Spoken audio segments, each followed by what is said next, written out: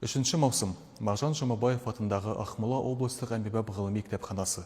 4 маусым. Қазақстан Республикасының рәміздер күніне және қазақтың көрнекті композиторы, Қазақстанның халық артисі және еңбек ері, қазақ вальсінің королі Шәмші Қалдаяқовтың туғанына 95 жыл толуына орай іс-шара өткізеді.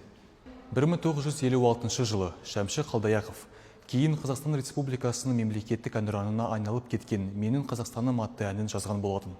Мемлекеттік рәміздер кез келген мемлекеттің егемендігі мен біртұтастығын білдіретін маңызды атрибуттар.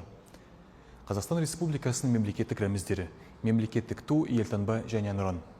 Осыған байланысты Ақмола облыстық әмбебап ғылыми кітапханасы «Менің рәміздерім, менің мақтанышым» атты облыстық челленджді жариялайды және бұл челленджді Степногорск қаласының орталық кітапхана жүйесіне жолдайды. Алтын күн аспаны, алтын дән даласы, ерліктің дастаны еліне қарашы. Ежелден ертеден даңқымыз шықты ғой, намысын бермеген қазағым мықты ғой.